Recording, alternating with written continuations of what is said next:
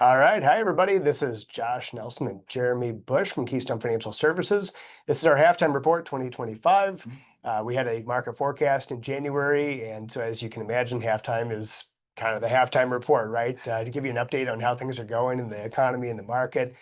Certainly, we're always available to you throughout the year as clients, right? If you have questions, comments, we try to be on the forefront of what's going on in the world. Not that we can control it, but certainly we want to be aware of the issues and then speak with you, our clients, of course, as far as how does this apply to me? What do I need to be thinking about when I think about the stuff that I hear in the news? How does it actually impact my situation? Yeah, absolutely. And if you remember, one of our biggest theme coming out of the forecast was volatility. Yep, I think we've definitely seen that this we year. have. We got that one right. Right. Absolutely. So, yeah, this is just our chance to kind of go back, see, what happened in the first half of the year, where we find ourselves right now, present day, and then kind of what we do see projecting out for the second half of the year. Yep, absolutely. And you'll notice after our names, by the way, if you're looking at our slides, we are both certified financial planners, which in the financial industry, that's the gold standard to look for that CFP. There's a lot of other designations and degrees and things like that, but CFP is kind of the gold standard when it comes to financial advice. So you always want to make sure that your advisor has that certification and has that breadth of knowledge, right, that they can apply to your situation. So let's get started. Absolutely. So, like Josh was saying with the CFP, so not just looking at your investments and your risk score, but really looking at the comprehensive picture, right? We put this together a few years ago. Clients kept asking, "Hey, how do I explain what you guys do to all my friends?" So we put this together, not necessarily meant to be a comprehensive list, Mhm. but a more comprehensive list, let's say, of the things that we look at, some of the services we provide. Yep, absolutely. And for those of you who are listening to the podcast version, this is on our YouTube channel as well. So if you're listening to the podcast version and want to see the slides, just go to our YouTube channel. You just go to keystonefinancial.com and click on the YouTube icon, and you will hear the same presentation, but with slides. And our faces. Yeah, and our faces, exactly. But yeah, many of you have seen that piece, though. For those of you who can't see what we're looking at, making the complex simple. Hmm. And you might say, gosh, the financial world is very complex, and that's true, right? There's a lot of different stuff, and it always changes.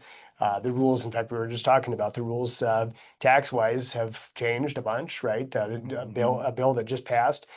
So everybody's still interpreting all of us, right? All of us experts are still interpreting this, right? And trying to figure out, again, how it exactly applies to clients.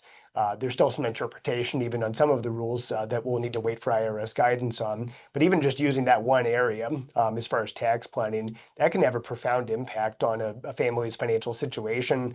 And of course, we always want to play by the rules, but not knowing the rules isn't a good thing. That means you could be leaving money on the table. So it's not just about beating the market or investments. That's a very important part of your financial plan. All the areas of finance will get covered when you're working with the CFP, like Jeremy or I. Yeah, absolutely. Yeah.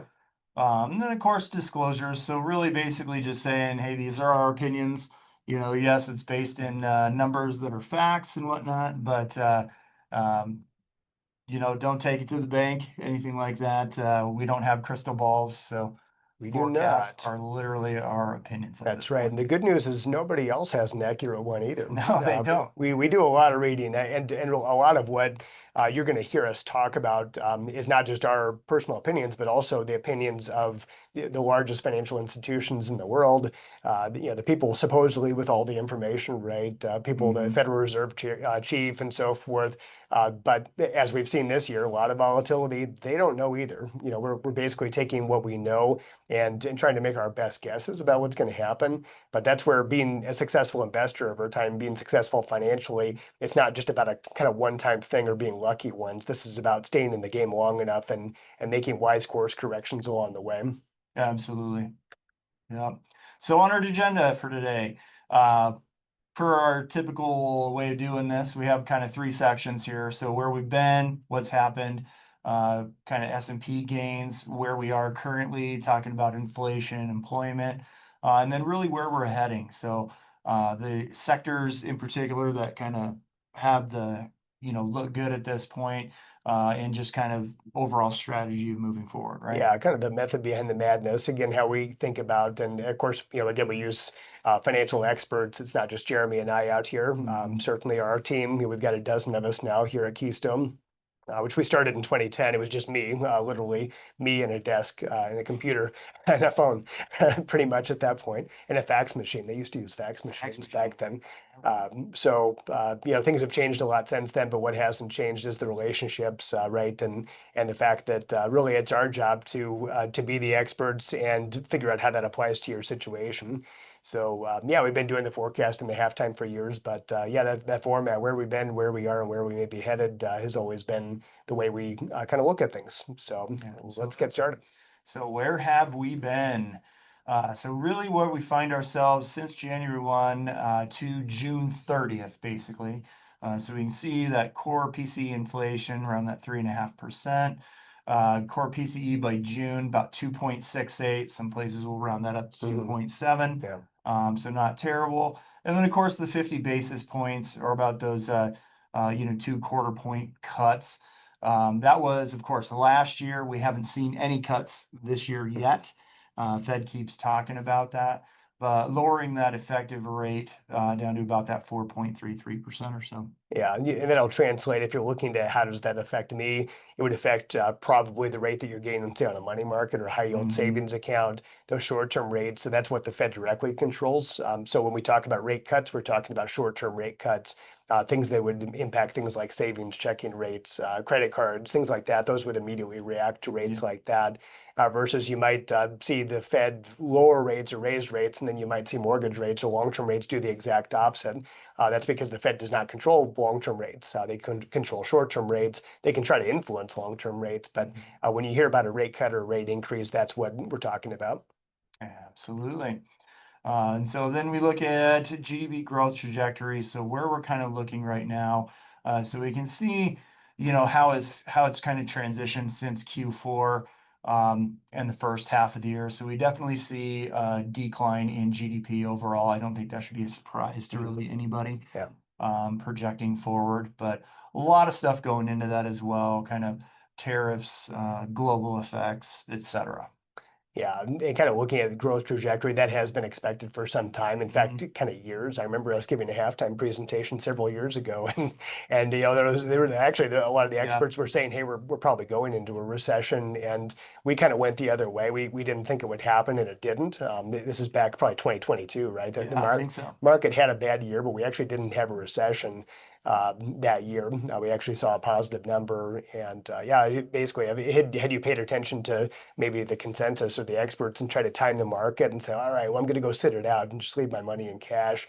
We're going to have this terrible recession. You even had people like Jamie Dimon, is the head of the largest bank in the world, kind of had these doomsday predictions, right, that never ended up happening. So again, back to the experts, it's worth paying attention to them, but you certainly wouldn't want to make a massive move just because of one person, no matter how smart they are or what they're in control of. Absolutely. Yep. So really kind of the performance highlights. So again, since January 1, S&P up about 6.8%. That's pretty good. Everybody likes to talk about the Magnificent Seven nowadays. Yes. They're pretty huge. And so we can see really a split between the seven. So Yeah, the band's breaking up. right. Yeah, absolutely. So Meta, Nvidia, Microsoft, they're all having good years, up about 20% on average there.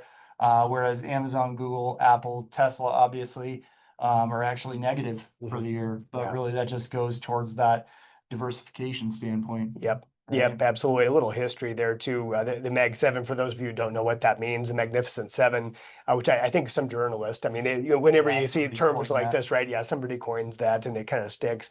But the reality is that that list of companies were pretty much moving together, right? And they're all heavily vested in AI, right? So that's a big thing as well. But all those stocks were moving together for quite some time. That can be a dangerous thing because sometimes people start to think, well, what if I just invested in the Mag 7? Why would I be broadly diversified? Why would I have my money in other areas when these stocks are doing so much better, maybe than the rest of the market or something that was more diversified? So Magnificent Seven, again, probably had some journalist term, but you're seeing those stocks diverge now. Even stocks that had been kind of the high flyers before, like Apple, for example, is having a terrible year. Actually, it's negative for the year. Tesla, maybe for different reasons, but both have taken a significant hit. Absolutely. And then, of course, the treasury yield, 10-year treasury yield, 4.38%, so up from about 4.2 at the beginning of the year. So that's trending, I think, in the direction that we'd be thinking. Not too long ago, we were talking about inverted yield curve, Yeah, things yeah, like that.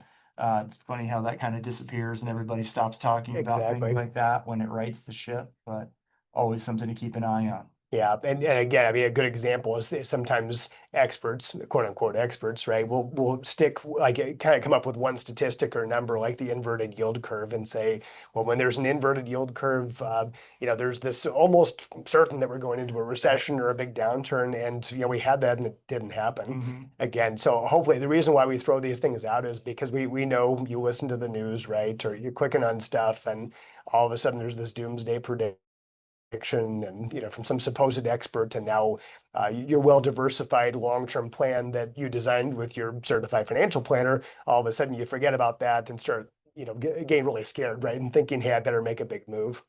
Yep, Absolutely. yep. So it's important. All these numbers are important, but you've got to take it in context of your situation and in the broad picture, not just one number. Yeah, never make a decision off of one number. Yeah. Yep. And then of course, this is just a visual of really what the S&P 500 has done over the past 5 years. Really kind of the point of this is to just talk about the volatility, Hmm. right? So you can see in any 1 year period, there's ups, there's downs, some sharper than others, et cetera. But the overall consensus is just kind of continuing to do that gain thing over the long enough time. Yeah, absolutely. And for those of you who can't see the chart, it's going back to 2020, which if you remember what was happening in 2020, I think we all do, right? Right? Kind of hard to forget about that one. And the funny thing is most downturns are forgettable. Most people don't remember them, obviously, just because of how it impacted our lives so much. I think that's why we remember 2020 so much Yeah. versus what the market did. In fact, most people can't tell you what the market actually did that year. In fact, most people think, well, it was terrible, right? We saw massive Right. losses. Well, we did for a few weeks, right? There Hmm. was a big pullback, and yeah, it was scary. But then actually the market came back and ended up having an okay year, but the end of the year. So the chart basically goes back to 2020, and you can see ups and downs, but massive growth. We've seen massive growth in the market over that period of time, despite all the negative stuff, right, that you see in the news. Not that those things don't exist, geopolitical stuff. We'll get into that in a little bit. But being an investor is about being in for the long run, and the Hmm. hard part about being an investor is really to keep that long-term thinking. Because really, it is the person who stays in the game long enough, as long as they're diversified. It's the person that stays in the game long enough that ends up doing the best, not the people that got lucky. Maybe they bought a certain stock at the right time or Bitcoin at the right time, or maybe that they got super lucky and maybe they got out before the market saw a big drop. There's been nobody like ever in history who has gotten that consistently right. So even if somebody was right once, the likelihood of them continuing to be right over time with any kind of timing type things. In other Hmm. words, I'm not talking about diversified investors. So when you see these mountain charts that show you the market over a longer period of time, it's not that it guarantees anything necessarily, but I think it just puts it into context that you know what, really it is about being invested for the long run. It's not Hmm. about kind of what's happening today or this year even, unless you happen to need all your money. Right. And we do see a big dip on the chart in April of this year around tariffs and uncertainty around tariffs. That would have been a very inconvenient time to need a bunch of money out of your investments, right? Yep. And so that's why we always recommend as certified financial planners, we recommend that you keep money in cash, right? You've got 3 to 12 months worth of living expenses in super safe stuff like money market, CDs, savings accounts, things like that that aren't the market. That way, if you went through some period of time where things were way down, or like COVID, where things were down for a few months, you wouldn't have to pull out of stocks or your other investments if they happen to be down. Prudent cash flow planning, Yep, right? absolutely. Absolutely. So where do we find ourselves now? All right. So really, as of June 30th, what we were looking at, so we kind of touched on this, that core inflation, right about 2.68%. So we're still approaching that Fed target. Uh, Good one here, unemployment. Mhm. So unemployment's about An important number. 4.1%. That's a good number. Absolutely. And then really the consumer dynamics. So retail sales. So we actually find ourselves right now in a period where a lot of earnings, especially sales, retail companies are coming out right now. Mhm. And there's definitely, we're seeing this. There's a lot of mixed sentiment around it. Some companies are nailing their earnings, Mhm. some are missing them by far. Yeah. Yeah, that's a good point. Is it in earnings? The reason why earnings are so important, why the market pays so much attention, and we do too, is that Mhm. really that's the only reason why a company is worth anything. Yeah, Really, whether it's Apple, Walmart, biggest indicator. yeah, it doesn't matter. I mean, the real estate, the buildings, when you go to Walmart, I mean, the value of the building is not that much in the grand scheme of things. Most of the company's worth is actually in its ability to be profitable.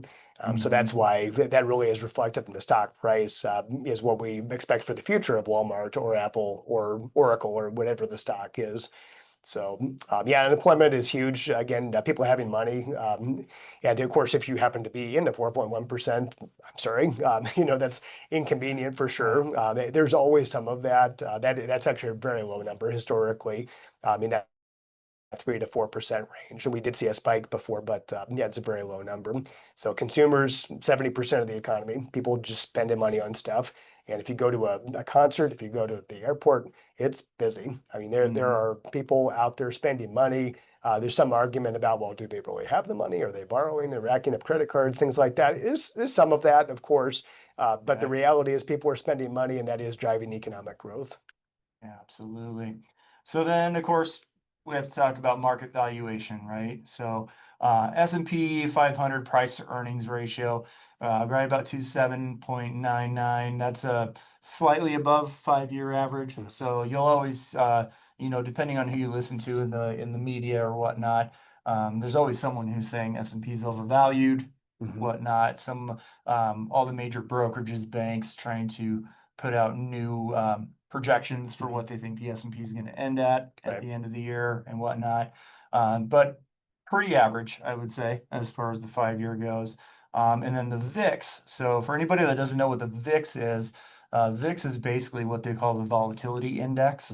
Mhm. And we've been paying a little bit more attention to that, mainly from a data standpoint, because really historically what we have found by pulling the data and looking over it is that the higher the VIX, the more uncertainty there is in the market, the more volatility. Yeah, it's the fear index. Yep, Yeah, the yeah, fear, yep, most commonly yep, called the fear index. yep. Absolutely. And so really we can see during, really good years, let's say 23 and 24, the VIX was pretty low, 20 or under for the vast Mhm. majority of that entire time. What we found here is when the VIX does spike above that 30 point, that means that there is some uncertainty out there and Mhm. that there is a lot more volatility in the A market. lot of people are scared. Yep, a Yeah. lot of people are scared. Yeah, So at that level for sure. yeah, something's happening on that. And so we've kind of started tracking this a little bit closer as of recently. So anything 30, 35, yeah, that's kind of yellow range. Mhm. Anything 35 and over. So you can see on the right-hand side there of this chart, earlier this year, it spiked up there pretty high, up over 50. If you all recall, if you are current clients and recall, that is actually the exact time when Josh and I sat down in this very room, right? And It we did had a coincide. I market think call. actually to the minute, because Pretty darn close. we we were in the middle of our presentation and the Yeah. client was messaging us on the chat and saying, "Hey, did you see the market?" Right? And I think Yep. that was the worst point. I think was like right about then, right? And then the VIX started coming down, the market went back up. Yeah. So yeah. Absolutely. But yeah, so just a measure of fear and honestly the correlation between fear and market, obviously. So market doesn't like uncertainty. I don't know that many people Mhm. do. Correct. And so they are definitely related. Yep, and that's a reason why stocks pay so much more over time, at least why Hmm. they pay more than bonds, why they pay more than CDs and cash instruments. Again, not that any of these things are guaranteed by any means, right? When you own a piece of Apple, you own stock in Apple. There's nothing guaranteed about that, right? The company could go Yeah, down in flames, and certainly lots of examples of we've once seen great it before. companies that yeah have gone away and gone to zero. Absolutely. So we touched on this U.S. employment rate. So we can see, yes, down quite a bit from where it was in 2020, and actually pretty darn close to the average, I Mhm. would say, Yeah, or your average historically, on that yeah, historically. yeah. So that's trending pretty well. And then, of course, inflation as well. So we can see again how it's spiked over the last few years. but it's steadily been coming back down. Again, they're still kind of aiming for that 2.5%. We're not quite there yet, but is still trending in the right direction. Yeah, absolutely. And the interesting thing, that spike in 2022 and inflation coincided with the drop in the market. That was not a great stock market year or bond market year. That was a rare year where stocks and bonds were both down. Why is that a big deal? Because if inflation is high, that's robbing our purchasing power. And so in the short term, if you have a very high inflation rate, it's really bad. It means everybody's going backwards effectively. But in the long run, we want it to be more of a trend line inflation. You don't want deflation either, right? The only time we've really had deflation is back in the Great Depression, and that's not good either. That means your entire economy is kind of going down the tubes. Yeah, absolutely. So where are we headed then for the second half of the year? So we see our updated GDP growth forecast of somewhere in that 1.5% to 2% growth. Still saying avoiding recession. You'll probably always hear some camp out there saying still going to hit that recession. Yeah, they've been saying it for. Yeah, that being said, I mean, if long you're time. if you're 1.5%, 2% growth, I mean, it wouldn't take much either. Yeah. Right. If you had some kind of a shock event, knock on wood, like a 9/11 or something like that, I mean, it definitely could put you into a recession quickly. It's a possibility, Yep. absolutely. And I feel like that recession thing has been kind of in the back of everybody's minds for, at least recent years, past 1, 2, 3 years. Yep. There's been a pretty steady voice out there somewhere that's saying we're so close to a recession. We just haven't really hit one yet. Most recessions aren't predictable. Yeah, absolutely. And then of course, inflation trajectory. So expected to kind of hover in that 2.5% to 3% range. Again, getting closer to the Fed's overall goal. Not quite there yet, but the longer that they hold off on rate cuts and whatnot, obviously it's going to take some time to do that. Anticipating roughly, we were originally coming into this year, I think, saying about 1 to 2 cuts. Since then, we've actually cut that back to maybe none. It could be none. 2. Yeah, could be none. So there's actually a decision coming up on that this week, I believe. Yeah, probably no rate cut. This is July. For reference point, if you're listening to this, July 2025, probably no rate cut, possibly next month. But a lot of it just comes down to unemployment. That's a big part of what the Fed's looking at is unemployment. If that was really spiking in a big way, you might see them get more aggressive about lowering rates. So in some ways, some experts actually say, the Fed not lowering rates actually is a vote of confidence in the economy. The fact that the economy at the current level can handle it, and so we're not going to lower rates yet. Yep, and they are in no rush by any means. Yep. But then again, there's always that kind of risk factors out there, right? Geopolitical. So really, as far as regional tensions, anything can happen there with commodity price volatility, et cetera. Trade protectionism and tariffs. I think that's a big one on everybody's mind. You hear that in the media every day. Yeah, not as much as we were, but yeah. Right. Yeah. It's kind of and the market's not reacting as much either. I mean, from what I had certainly back in April. I think so. Yeah, I think it's still there, but I think the market's not quite as quick to react when the president tweets something or whatever, right? Yeah. Yep, absolutely. Then of course, things like state-sponsored cybersecurity attacks, large-scale data breaches, those things, they're a reality nowadays. Yeah, So I mean, that stuff can happen hate to at say any it, but time. yeah, I mean, let's say that there's some cyber, like a large scale cybersecurity intrusion into the power grid or something like that. You're talking about, massive impact. That's always a risk, right? Absolutely. Yeah. Absolutely. And then of course, just general everyday domestic political instability. Yeah. Right. It's kind of something we deal with every I day. think since the 1700s, something like that. Probably. Right before that. It's always been there. If you're a student of history, you'll realize that too, that regardless of political parties or the different waves over time, there's always been instability. It's always that tension, right? We don't always like it, but that's kind of the system that's been designed, right? Yeah. Yeah. Absolutely. So really our key investment things here. So artificial intelligence, continues to grow, continues to be adopted by various companies, individuals, et cetera, countries now. So that's going to be a continued thing. Healthcare innovation, a lot of technology kind of driving the forces behind that. Believe it or not, renewable energy. So this one is really more of a global demand that we're seeing for renewable energy, and the fact that technology has allowed the cost of clean fuels and clean energy to come down, Yeah. which is really helping to drive that globally as well.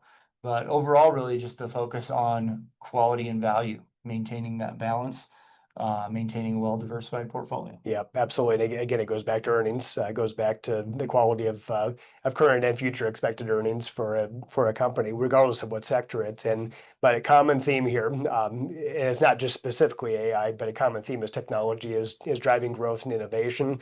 I think that's still going to continue to be the case, and it's going to impact all sectors, not just the Absolutely. tech sector in particular, right? But it's impacting all companies right now. Hopefully for Absolutely. the better, right, in the long run. Hopefully for the Yeah, better. yeah. Yep. So, of course, a couple of expert perspectives on this. So, Howard Marks says, history shows that market rewards discipline more than brilliance. I think we've seen that over the years. Sure have. Absolutely. And then, of course, this is a good one to remember from Peter Lynch as well. His biggest gains in the stock market are never made in the best economy. Yep. That is absolutely true. And we can see that time and time again. So, Yeah. trying to find that next Google or that next Apple, unrealistic and honestly unnecessary. Correct. Yeah. Yeah, absolutely. There are certainly people out there that are lucky, but I wouldn't call that a plan, Mhm. certainly. And that's really back to what Mr. Mark said, about discipline and being a disciplined investor. That's hard to do on your own. The reality is everybody's got emotions, right? And especially when things are Absolutely. crazy, like in April, or during the pandemic, having somebody that you can trust that actually has a disciplined process and not just kind of reacting to the fear and things that are going on. We think that's a really important process of a part of your relationship with a certified financial planner, whether that's us or somebody else. It may not be our team, but somebody that you truly can trust who's a fiduciary. Yeah, and again, the biggest gains in the stock market, you have to get through those tough times, right? If you're not invested during the hard times, then you're not going to get the gains of the good times. It's just Absolutely. part of being an investor. Yeah, absolutely. So really recommendations, maintaining that portfolio diversification, obviously rebalance across a lot of asset classes, really kind of staying in tune with the numbers. So really what that means is, keeping apprised of the situation, sector changes. For all of our clients, that's a big part of what we do behind the scenes, Yep. really is just kind of paying attention to this stuff, making minor adjustments behind the scenes with what we see and what the research is happening. Focus on quality. Obviously, we've been over that a couple times in this Yeah, already, absolutely. but using Earnings. those good fundamentals, cash flows, etc. And then really just kind of keeping an eye on those key themes, right? So AI, healthcare, tech sector developments, all of that plays into your overall strategy. Yeah, and if you're one of our clients, you are getting exposed to those areas. Just so you know, you don't have to say, "Hey, can I get into some AI?" Right? right, or something You're like that. already there. You are already there. Absolutely. And then, of course, this is probably one of our favorite charts. So the Callan chart, really what this does is it breaks it down by sector, right? And so really the entire idea behind this is to show you why you have a diversified portfolio. And so the left hand of this is going by years. So back to 2019 up through 2024. We can see it's all over the place. No one specific sector or asset class really kind of um, beat it every year. And then on the right hand side is the monthly. So Mhm. every month this year through June, you can even see on a short time frame, a 6-month time frame, how much that can vary. So even more reason to stay diversified and own a little bit of everything. Yep, absolutely. And just one of those squares would be like the S&P 500. That's the large cap equity. And Mhm. again, go to our YouTube presentation if you want to see the chart, or we can send you a copy as well. But that large cap equity box, that's the answer basically to the question before of, gosh, isn't the market overvalued? Well, what do you mean by the market? Are you Yeah. are you just talking about the S&P 500? Or are you talking about like everything out there? And the chart basically shows you, well, what if you owned a little bit of everything? What if you were diversified? Then you wouldn't be so exposed to maybe some area of the market that is overvalued. Uh, Good example of that is early 2000s. Many of our clients, almost all of our clients, actually worked or currently work for a tech company. Early 2000s, there was a tech bubble. For those of you who went through that, not particularly fun. We saw 70, 80%, sometimes or more drops in value in people's Mhm. portfolios that were exclusively tech weighted, because it was just way too much into an area that had certainly become a bubble. But interestingly enough, though, if somebody was broadly diversified and they had maybe some tech, but they had all the other sectors covered, they didn't get hit too badly in the early 2000s. He actually would have gotten through it okay. Absolutely. So really overall idea, just kind of navigating the market, remain supportive to disciplined investors. So Yeah. keep it balanced, keep it diversified. There are, there's plenty of opportunity out there, always is. Mhm. But that's why you have a team like us behind the scenes, Yep. is because we can look at all those numbers and keep that kind of cruising along for you. Yep, that is true. Got to have a process, have a plan, have somebody that you trust to execute that plan. That's basically what we do. Yeah, absolutely.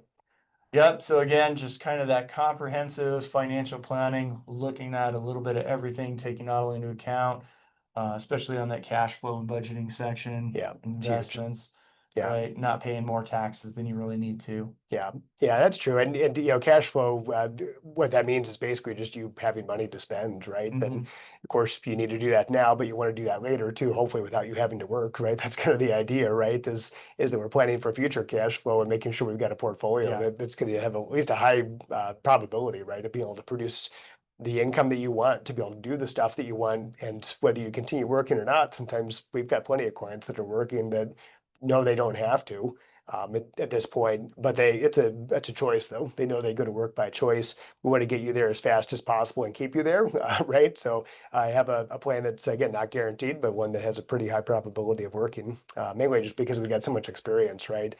You can see a photo of our team. Again, for those of you who can't see it. Our ever expanding team.